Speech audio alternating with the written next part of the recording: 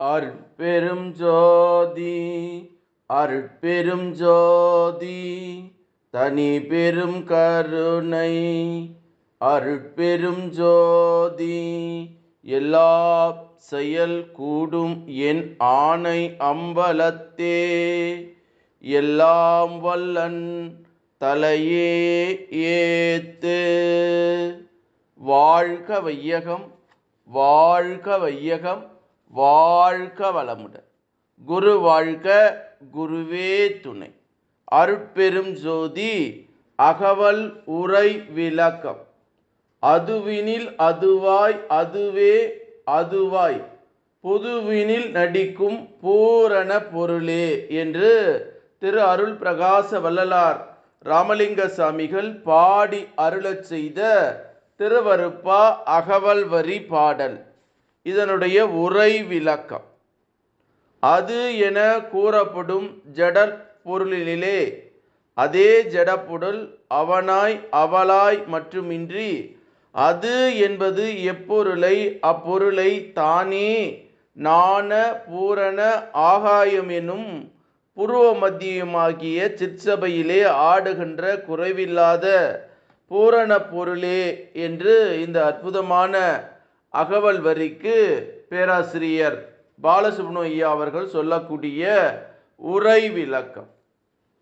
அதுவினில் அதுவாய் அதுவே அதுவாய் பொதுவினில் நடிக்கும் பூரண பொருளே என்ற அகவல் வரி 901 902 அகவல் வரிக்கு சாமி சரவணானந்தா அவர்கள் தரக்கூடிய மெய்ஞான விளக்கம். பொது சபை ஆலயம் எல்லாம் கடவுளுக்கு உரையே உள்ளர் என்பார். நமது அருட்பெரும் ஜோதி ஆண்டவருக்கு ஆலயம் ஆன்மா சிற்றணுவே என்பது உண்மையாம். இந்த கடவுளின் உரையாகிய கோயிலை பொது என்றது ஏனெனில் இது கடவுளுக்கும் நமக்கும் பிறருக்கும் உண்மை உரையாக இருக்கிறது என்பதால் பொது எனப்படுகிறதாம். இந்த பொது என்ற வெளிப்பட்டு உள்ளதாம். நாம் எல்லோரும், நாம் மட்டுமல்ல மற்ற எவ்வுயிர்களும் எப்பொருளும் பிறவும் இந்த பொது என்று வெளியாகி இருக்கின்றதாம்.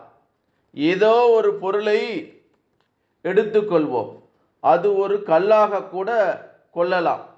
அந்த கல்லின் உண்மை என்ன என்பதை ஆய்வின் அவ்வுண்மை கடவுள் உள்ளதை காண்போம்.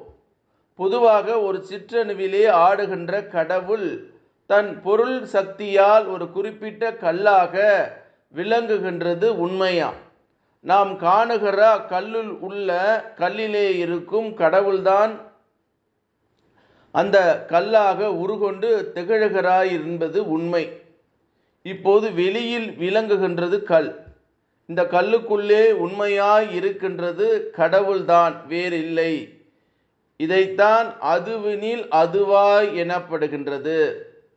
இதில் முதலில் உள்ள அது கல்லாகும், இரண்டாவதாக உள்ளது அது கடவுளாகும். இதனால் அகமிருக்கும் கடவுளே புறத் தோற்ற கல்லாக விளங்குதல் உண்மையாம். இதற்கு மேல் அதுவே அதுவாய் எனப்படுகிறது. இங்கே முதலில் உள்ள அது கடவுளாம். அந்த அகமிருக்கும் கடவுள்தான் புறத்திலே இருக்கும் கல்லாக விளங்குது என்பது தெளிவு. ஆகவே அருட்பொருதுவில் இருந்து கொண்டு அருள் ஐந்தொழிலாகிய திருநடனம் புரிகின்ற கடவுள் தன் அருள் ஒளிர்கதிர் பிரகாசத்தை விரித்து புறத்தில் எதுவுமாய் விளங்கி கொண்டிருக்கிறார் என அறிகின்றோம். அது என்ற சொல் ஆ கூட்டல் இத்து கூட்டல் உ அது என விரிந்து விளங்கும் போது அகரம் உகரம் ஆன்ம அணுவை குறிக்க அதில் நடுவிலே இருந்து விளங்கும் தகரமை தகர காச கடவுள் வடிவை சுட்டுவதாய் அறிவோம். இந்த தெளிவு வழங்காத தத் என்ற வடசொல் தத் கூட்டல் ஆ கூட்டல் இத் என பிரித்து ஆராயப்படும் போது அக ஆராச கடவுள் தச ஆகாசத்தால் சூழப்பட்டு புதையுண்டு கிடப்பதை சுட்டுவதாக காண்கிறோம். இதனால் கடவுள் நிலையில் ஆன்ம அனுபவம் இல்லாது புதையுண்டு கிடக்கச் செய்வது அந்த தத் ஆம் என்று சுவாமி சரவணானந்தா அவர்கள் சொல்லக்கூடிய ஒரு அற்புதமான மெய்ஞான விளக்க கருத்து. அதுவினில் அதுவாய் அதுவே அதுவாய் பொதுவினில் நடிக்கும் பூரண பொருளே என்று வள்ளல் பெருமான் சொல்லக்கூடிய இந்த அகவல் வரி நமக்கு சொல்லக்கூடிய ஒரு செய்தி. எல்லாம் ஜடப்பொருளாக அவனாக அவளாக மட்டுமின்றி எப்பொருளும் அப்பொருளை தானா பூரணம் என்று சொல்லக்கூடிய அந்த பூரண தத்துவத்தை சொல்லக்கூடிய ஒரு அற்புதமான அகவல் வரியாக வள்ளல் பெருமான் நமக்கு சொல்லுகிற ஒரு அற்புதமான செய்தி. அந்த செய்தியை நாம் உணர்ந்து கொண்டால், தெரிந்து கொண்டால், அந்த இறைவனோடு இறைவனாய் நாம் மாற முடியும். அதில் தான் என்ன சொல்கிறோம், மகான்கள் ஞானிகளுடைய நிலையிலே நாம் அந்த நிலையை உணரணும். வேதாத்ரி மகரிஷி அவர்கள் ஒரு அற்புதமான ஒரு குருவின் மேன்மை என்ற ஒரு பாடல்ல சொல்றார்.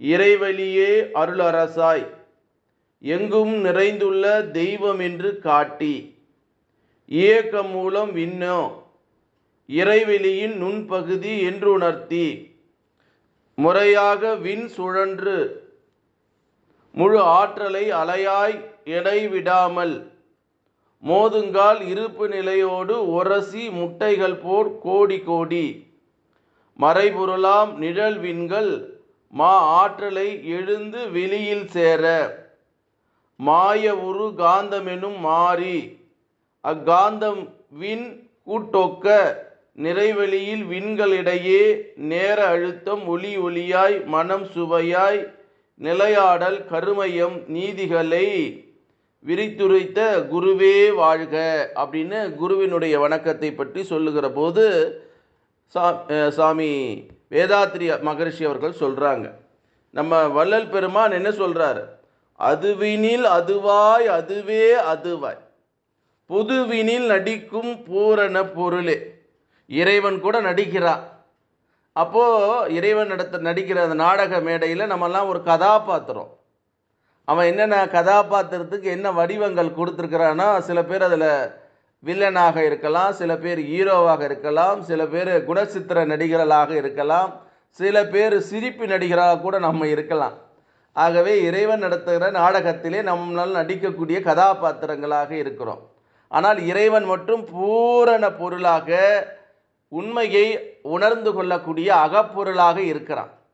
அந்த அகப்பொருளை புறப்பொருளான இந்த ஜீவன், மனித ஜீவன் உணர்ந்து கொண்டு தன்னையும் அகஜீவனாக மாற்றுகிற ஆற்றலை பெறக்கூடிய நிலை தான் உண்மை நிலை, ஏகாந்த நிலை. அந்த ஏகாந்த நிலையை அனைத்து உயிர்களும் அனைத்து ஜீவன்களும் மனித பிறவியாக எடுத்திருக்கிற மனிதன் பெற வேண்டும். அவன் பெற்று அதனுடைய இன்பத்தை அனுபவிக்க வேண்டும். மரணமில்லா பெருவாழ்வை அவன் வாழ வேண்டும் என்கிற எண்ணத்தை வள்ளல் பெருமான் அகவல் வரியின் மூலமாக நமக்கு ஒவ்வொரு நாளும் ஒவ்வொரு அகவல் வரியில சொல்லக்கூடிய செய்தியாக இருக்கு. ஆகவே இந்த செய்தியை நம்ம உள்ள வாங்கி கொண்டு சென்று கொண்டே இருந்தால் நாமும் அருட்பெரும் ஜோதியினுடைய ஆண்டவனுடைய அருளை பெறலாம், மரணமில்லா பெருவாழ்வை அடையலாம் என்ற சொல்லி அருட்பெரும் ஜோதி அருட்பெரும் ஜோதி தனி பெரும் கருணை அருட்பெரும் ஜோதி எல்லாம் செயல் கூடும் என் ஆணை அம்பலத்து எல்லாம் வல்லன் தலையே ஏத்து இன்று வருமோ நாளைக்கு வருமோ அல்லது மற்ற என்று வருமோ அறியேன் எம் கோவே துன்று மலை விம்மாயற்று வெளிக்குள் வெளி கடந்து சும்மாயிருக்கும் சுகம் என்று பாடி அருளச் செய்த திரு அருள் பிரகாச வள்ளலார் அவர்களுடைய திருவடியை வணங்கி இந்த பூமி பந்திலே வாழக்கூடிய சித்தர்கள், ஞானிகள், மகான்கள், ஜீவமுக்தருடைய திருவடியை வணங்கி இறை நிலையோடு என் எண்ணத்தை கலக்கவிட்டு உங்கள் அனைவரையும் மனதார நெஞ்சார வாழ்க வளமுடன், வாழ்க வளமுடன், வாழ்க வளமுடன் என்று வாழ்த்துகிறேன். நன்றி, வணக்கம். வாழ்க வளமுடன்.